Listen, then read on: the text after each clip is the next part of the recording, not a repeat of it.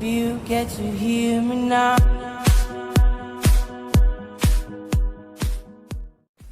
Fala galera, beleza? Pra quem não me conhece, meu nome é Joás de Velasco Oliveira e na aula de hoje nós vamos falar de um tema anatômico que seria a base do crânio, a sua visão endocranial.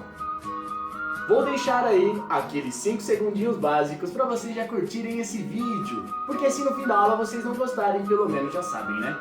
Já curtiram. Know you'll be stronger when you get older. Compartilhe esse vídeo para que essa aula alcance mais pessoas e você estará ajudando o nosso canal a crescer. E para quem compartilhar, nós vamos fazer um sorteio que está bem explicadinho como faz para participar do sorteio aqui na descrição do vídeo. Bom pessoal, então vamos ao que interessa, vamos falar de endocrânio.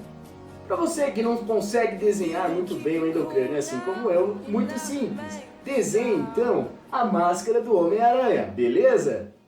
O endocrânio está dividido em 3 fossas, que seriam a fossa cranial anterior, fossa cranial média e fossa cranial posterior.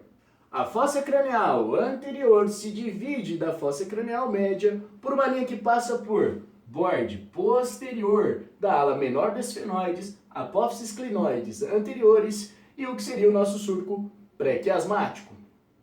Já a nossa fossa média se divide da fossa posterior por uma linha que passa por borde superior do penhasco do temporal e as apófises clinoides posteriores. Então nós podemos observar que a nossa fossa cranial anterior está formada pelos seguintes ossos que são frontal, etimoides, esfenoides e uma porçãozinha do parietal.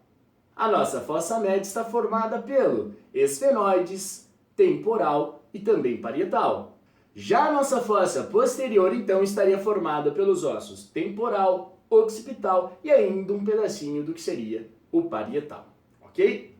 Bom, para descrever os detalhes e os foramens da base do crânio, nós temos uma regra inicial. Nós sabemos que pelos foramens da base do crânio passa todos os pares craniais desde 1º a 12º. Então, para vocês não se perderem, nós temos um macete muito básico, que seria o seguinte: de anterior para posterior, eu vou passar todos os pares craniais na ordem. 1º, 2º, 3º e assim sucessivamente até o 12º par.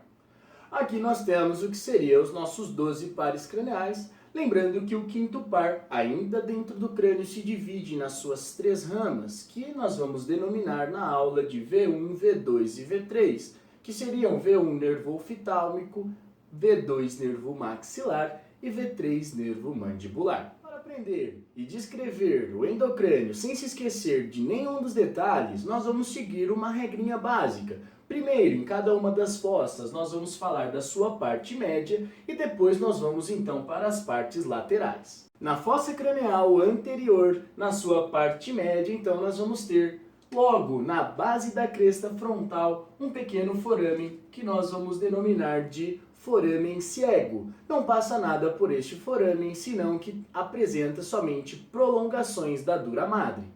Logo atrás do foramen cego, nós temos uma apófise que faz parte do osso etimoides, que nós denominamos então apófise crista galli.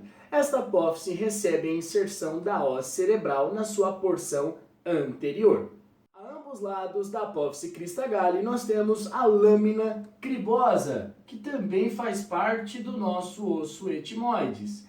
Esta lâmina cribosa é uma lâmina que vai apresentar vários orifícios pequenos que vão servir já para a passagem dos filetes do nervo olfatório, que é o primeiro par cranial. Então, já anulamos aqui o nosso primeiro par. De anterior para posterior, já passamos o primeiro par, que é o nervo olfatório.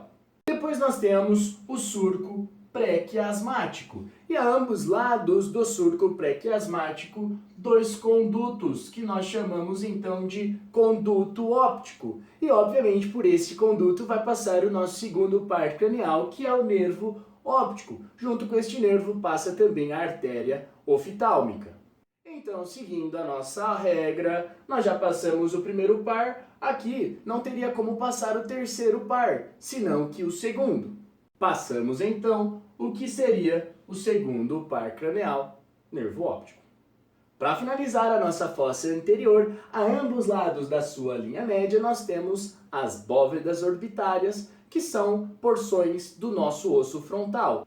Mais precisamente, dentro do crânio nós vamos observar convexidades, e por isso denominamos convexidades das bóvedas orbitárias, ou também chamados impressões digitais. A partir daí, vamos para a nossa fossa cranial média.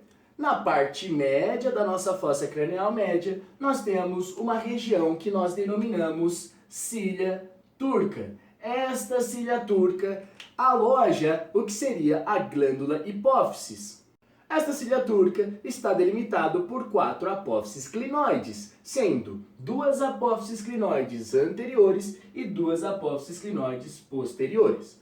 Estas apófises clinoides servem para insertar a tenda da glândula hipófisis. A ambos lados, nós temos então, de anterior para posterior, um primeiro foramen, que fica logo entre a ala menor do esfenoides e a ala maior do esfenoides. E nós denominamos ele de fissura orbitária superior, ou também chamado hendidura esfenoidal. Pela nossa fissura orbitária superior, nós passamos então o nosso terceiro, quarto, V1 e sexto par cranial, junto com a nossa vena oftálmica. Como o nervo trigêmeo se divide em 3 ramas, na fissura orbitária superior, nós observamos então que só passa a sua primeira rama. Abaixo deste foramen, nós temos outro foramen aqui redondinho, que nós chamamos de foramen redondo maior. Se na fissura orbitária superior nós já passamos V1, no foramen redondo maior nós vamos passar então V2, que é o nervo maxilar. Então V2 passa pelo foramen redondo maior. Mais atrás, em relação ao redondo maior, nós temos um foramen em formato de ovo, que nós chamamos de foramen oval. Pelo foramen oval, se no redondo maior eu já passei V2, vai passar então V3. E junto com V3, artéria e vena meningia acessória. Mais posterior e lateral em relação ao foramen oval, eu tenho um pequeno foramen que é chamado de foramen redondo menor ou foramen espinoso. E neste foramen, então, nós temos um macetezinho que é no menor passa a média. Então, no foramen redondo menor passa a artéria e vena meningia média. Para finalizar a fossa média, nós temos que observar que a ambos lados da nossa cília turca, nós temos um foramen que nós chamamos de foramen lacerum ou foramen rasgado anterior. E este foramen representa a chegada da artéria carótida interna no endocrânio. Ele é um foramen grande, porém é tapizado por tecido fibrocartilaginoso. Então a artéria carótida interna é muito importante, não passa pelo lacerum, senão que chega no endocrânio pelo lacerum. O conduto carotídeo desemboca no foramen lacerum, então esta artéria chega no endocrânio pelo lacerum. Por este foramen, somente passa um pequeno nervo, que é o nervo petroso maior. Chegamos, enfim, à nossa fossa posterior.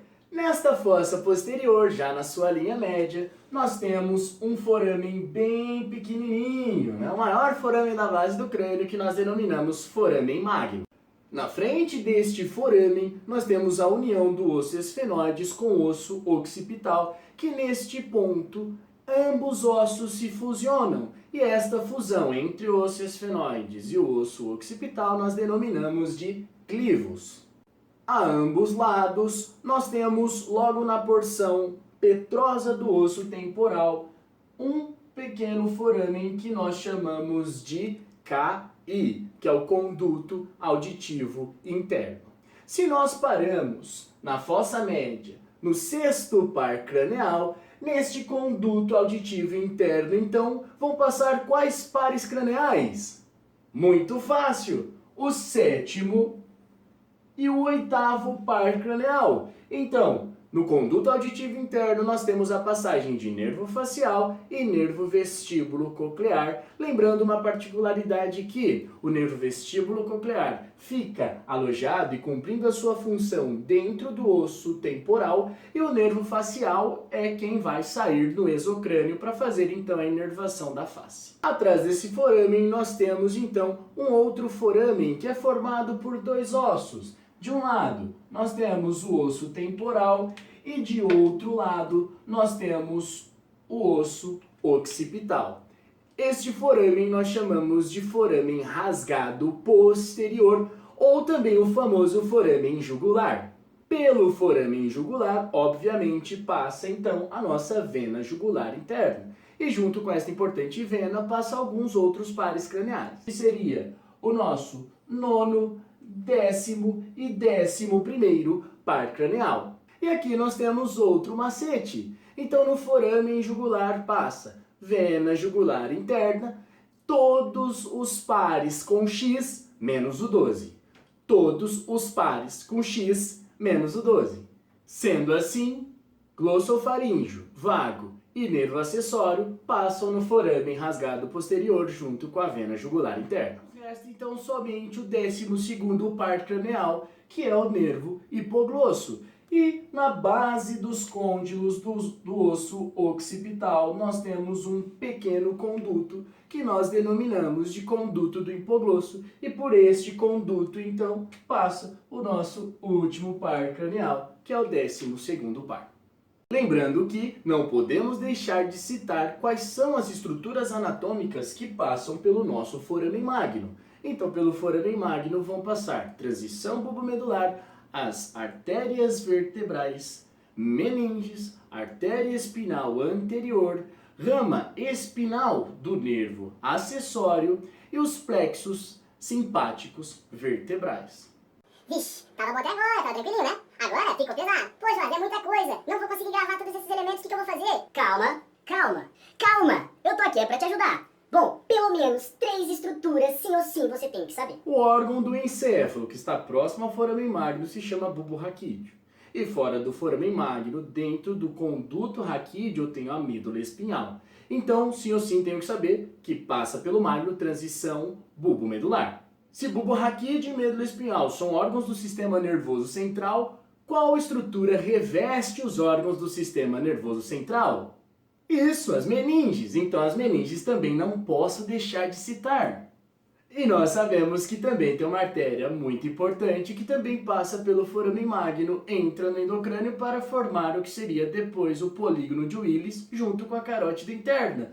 Estas seriam as artérias vertebrais. Então, transição bulbomedular, meninges e artérias vertebrais, sim ou sim eu tenho que citar. Para finalizar o que seria a fossa posterior, vamos falar então dos detalhes do nosso osso occipital.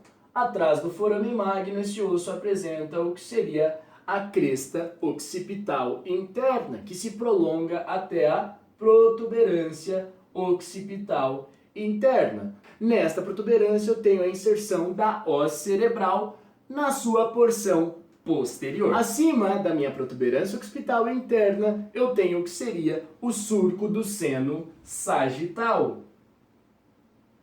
E a ambos lados dessa protuberância sai o que seria o surco do seno transverso. Este surco do seno transverso tem como continuação o surco do seno sigmoide, que tem forma de letra S. E o seno sigmoide, então, é o seno venoso que se converte em vena jugular interna ao passar pelo foramen jugular.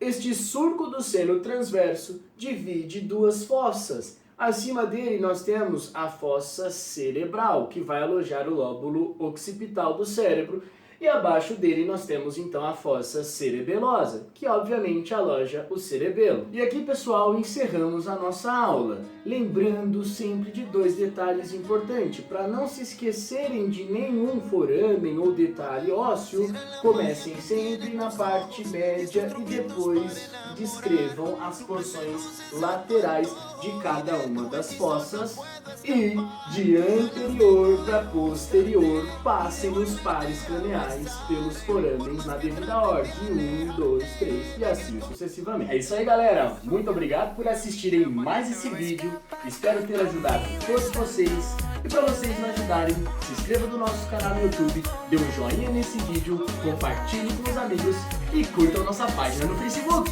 Deixem nos comentários os temas anatômicos que vocês têm dificuldade e a próxima aula então será de algum desses temas.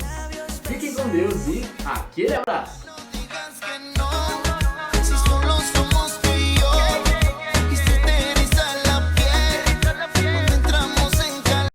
Dá like, compartilha, dá like, compartilha, dá like, compartilha, que eu tô de olho em você!